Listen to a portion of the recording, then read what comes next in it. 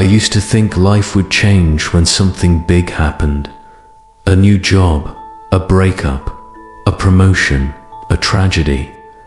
I lived waiting for those moments, as if real life hadn't started yet.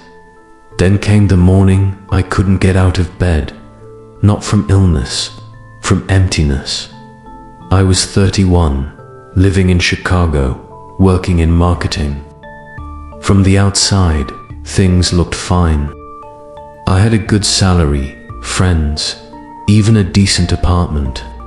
But inside, I was hollow.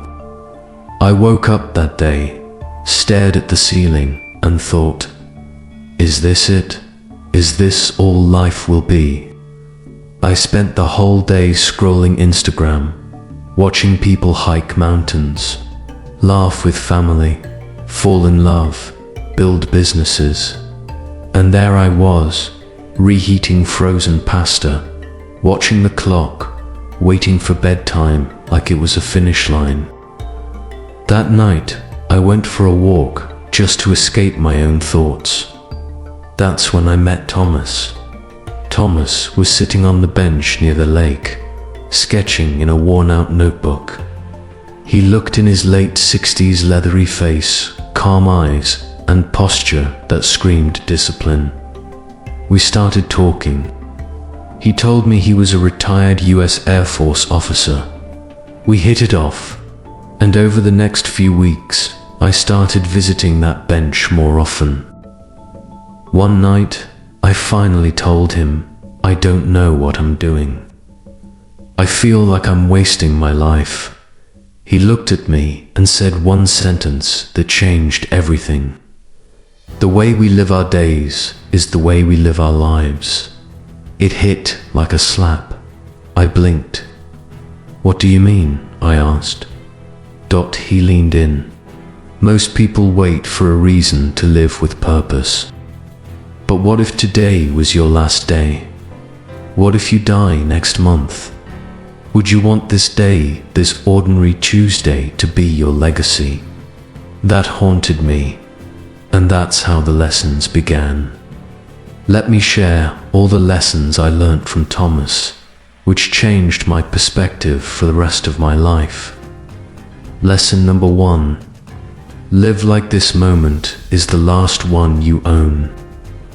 Thomas told me, people act like they've got infinite time, but every heartbeat is a countdown. He shared a story from his Air Force days. One of his squad mates, Ben, would polish his boots every morning and write a note to his wife even during war. When Thomas asked him why, Ben said, because I may never come back tonight. But if I don't, let them know I showed up prepared and in love.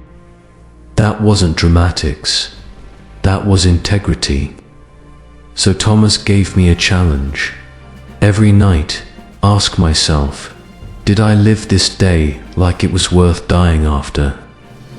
I started small, waking up early, calling my mum more often, taking longer walks without my phone.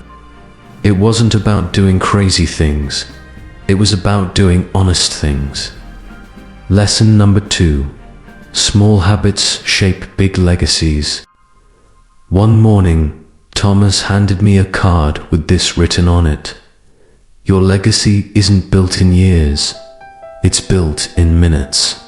He explained, people chase big wins and ignore the small patterns.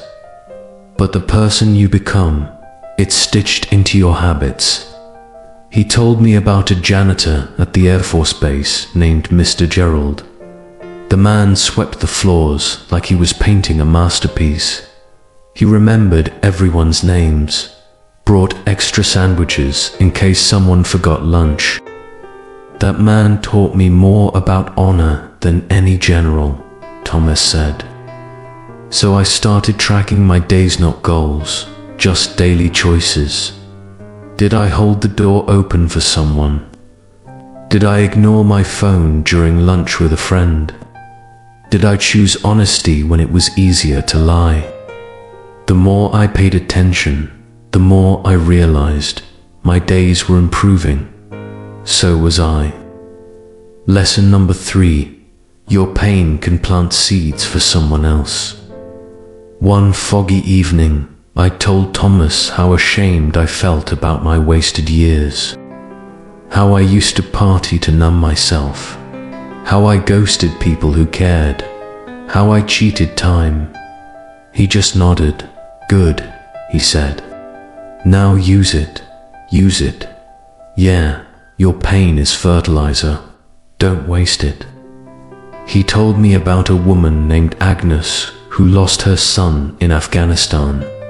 Instead of disappearing into grief, she founded a non-profit for veterans' kids. She turned mourning into movement, he said. That night, I went home and wrote a blog post titled, "I lived like time was cheap. Here's what it cost me." People responded. Strangers messaged me. Some cried. Some thanked me. I realized I wasn't alone. And maybe my worst seasons could help someone else survive theirs. Lesson number 4. The world needs more torchbearers. Weeks later, I asked Thomas what kept him going now that he was retired. He smiled. I want to die empty. Empty, yeah. Empty of wisdom, of stories, of encouragement. I want to pass it all on. That's how the world heals from the inside out. He told me about the Torchbearer program he helped design in the Air Force, a mentorship initiative where seniors pass down not just tactics, but values. It's not just about what you do, it's about who you help become better. That night, I called my younger cousin and offered to help him study for college entrance exams. I began mentoring a few interns at work, not because I was perfect, but because I finally had something to give. And with every torch I passed, I felt warmer inside. Setbacks and storms. Not every day was cinematic. There were still mornings I hit snooze 3 times. Still days when anxiety crept back in. Once, I spent a whole weekend binge-watching shows and eating junk. I felt ashamed, like I was betraying everything Thomas taught me. I told him. He just smiled and said, "Even soldiers stumble. What matters is, did you get back up?" He reminded me of an old Buddhist teaching. Fall down 7 times, stand up 8. Living with purpose doesn't mean living perfectly. It means returning to the light again and again. A year later, it's been a year since that first talk with Thomas. I'm not famous, I'm not rich, but I wake up every day with clarity. I journal in the mornings. I call my dad twice a week. I host a small community group for young men navigating life's confusion. I try to make every dinner meaningful. I put my phone away more often. I still visit the lake bench sometimes. Thomas isn't always there now, but I carry his voice with me, which I definitely giving to you.